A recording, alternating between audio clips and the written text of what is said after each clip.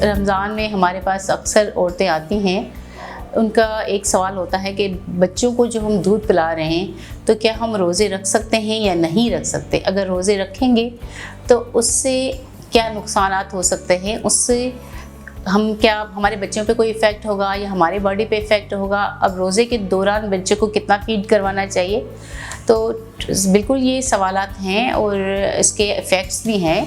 और अल्लाह ताला ने बिल्कुल जो है ना वो आपको एक रिलैक्सेशन दी हुई है कि अगर आप बच्चे को दूध पिला रही हैं, अगर रोज़े नहीं रख पा रही तो आप रोज़े नहीं रखेंगे। उनका ज़िक्र बिल्कुल है कुरान पाक में भी, और सारे जो है उलमा ये भी उसके कहते हैं, और सल्लल्लाहु अलैहि वसल्लम ने भी इस चीज़ की तस्दीक की है कि अगर रोज़े नहीं रख सकती तो आप रोज़े ना रखें। अगर रखना चाहती हैं तो जैसे 2 दिन रख लिया, 1 दिन छोड़ दिया, 2 दिन रख दिया, 1 दिन छोड़ दिया। उसकी वजह ये है कि जो 90% जो ब्रेस्ट मिल्क होता है उसमें पानी होता है और 10% और चीज़ें होती हैं, या ऐसे समझ लें कि 15% और चीज़ें होती हैं। अगर बच्चा दूध पीता है तो वो अपनी माँ के सारे जिस्म का पानी लेता है। अगर रोज़े के दौरान बच्चा दूध पी रहा है तो माँ को डिहाइड्रेशन की चांसेस हैं, वो जो है वो फीड कम आती है, इसकी वजह से फीडिंग कम भी होती है और बच्चा भूखा भी रह सकता है। अब ये है कि बच्चे की उम्र कितनी है, माँ की सेहत कितनी है। अगर बच्चे की उम्र जैसे कि शुरू वाले 6 महीने या 4 महीने के, अभी 2 महीने का बच्चा है क्योंकि वो है ही सिर्फ मदर के फीडिंग पे।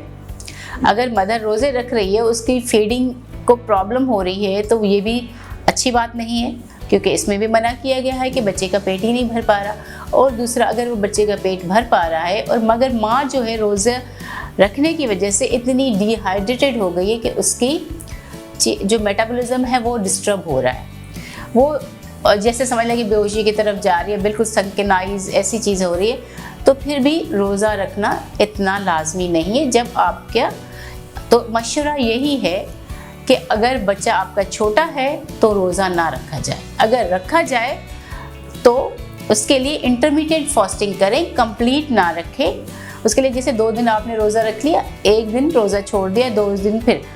और रोज़े के बाद, खोलने के बाद या रोज़ा रखने से पहले आपने ज़्यादा से ज़्यादा पानी पीना है। और ज़्यादा पानी पीने से क्या होगा, आपके जो सारा दिन की डिहाइड्रेशन है वो कवर हो जाएगी। उसके साथ high protein, high carbohydrate, high fat diet लेनी है, ताकि जिसमें जूसेस भी आते हैं, आपके फ्रूट्स भी आते हैं और जो है फ्लूइड भी आता है, मछली, अंडा, गोश्त, ऐसी चीज़ें भी आ जाती हैं। लीफी फ्रूट जो है, सब्जियां वो भी आती हैं, तो आप वो खाएंगे। मतलब आपने एक्स्ट्रा लेना है, दूसरे लोगों से एक्स्ट्रा लेना। ये नहीं कहना कि अब मुझसे हज़म नहीं हो रहा या मैं इतना खा लूँ कि बिरयानी खा के पेट भर जाए और बाकी चीज़ों की तो जगह ही ना रह जाए। नहीं, ऐसा नहीं है। आपने पानी पीना ही पीना है। जो आपकी डेली की रिक्वायरमेंट है वो आपने कंप्लीट करनी है इन जो सहरी और अफ्तारी वाले टाइम। चाहे तो उसके साथ आप सप्लीमेंट्स ले सकती हैं, जैसे कि विटामिन सप्लीमेंट्स है, ओमेगा 3 है, वो ले सकती हैं आप। कोई जो है मिल्क आते हैं, जो न्यूट्रिशनल मिल्क होते हैं, वो आप ले सकती हैं, ताकि आपकी जो बॉडी में नमकियात हैं उसकी कमी भी ना हो जाए, डिहाइड्रेशन भी ना हो और आपके बच्चे को भी चीज़ देनी चाहिए। और दूसरा सवाल ये करते हैं कि हमारा तो रोज़ा है कि हमारा बच्चा हमारा फीड ले सकता है। जी बिल्कुल ले सकता है, इसमें कोई मसला नहीं। मगर जैसे कि शाम का टाइम होता है, इवनिंग टाइम, उसमें सारे दिन की जो डिहाइड्रेशन हो जाती है, एक भूख प्यास होती है, अगर उसमें बच्चा आप फीड करवाएंगी आप, तो उससे क्या नुकसान होगा, आपको और ज़्यादा डिहाइड्रेशन हो जाएगी, गूंगी चातारी हो जाएगी, चक्कर आना शुरू हो जाएंगे और बच्चे को भी वो फीड मिलेगी ही नहीं, क्योंकि आप तो ना पानी पी रही हैं ना खा रही हैं, तो उसके बाद आप वो चीज़ें नहीं जो है ना वो कर पाएंगी। दूसरी बात आती है कि 6 महीने से लेके 1 साल, फिर 1 साल से 2 साल, क्योंकि यूजुअली 2 साल तक दूध पिलाया जाता है। अब नेक्स्ट जो 6 मंथ हैं उसमें बच्चा कुछ और चीज़ें भी ले रहा होता है, जैसे वो आलू ले रहा होता है, केला ले रहा होता है, चावल ले रहा होता है, मतलब घर की और चीज़ें भी ले रहा होता है, पानी भी ले रहा होता है। तो उसमें ये होता है कि थोड़ा सा आपकी फीडिंग से वो हट जाता है। तो अगर आप उसको दे रही हैं तो फिर आप चाहें तो पूरे रोज़े भी रख सकती हैं, या थोड़ा सा जो आपकी सेहत आपको इजाज़त देती है कि मैं इस हिसाब से कर सकती हूँ। क्योंकि फ़ीमेल को रोज़े रखने के साथ, बच्चा पालने के साथ घर के काम भी करने होते हैं। वो खाना भी बनाएगी, सारे घर को भी संभालेगी, उसके जो दूसरे बच्चे उनको भी वो सर्व करती है, अपने हस्बैंड का भी ख्याल करती है, उसकी जो फैमिली अलग मेंबर उसका भी वो करती है। तो इसके लिए मैनेज करना थोड़ा सा ज़्यादा डिफ़िकल्ट होता है as compare to non pregnant and non lactating mothers के मुकाबले में।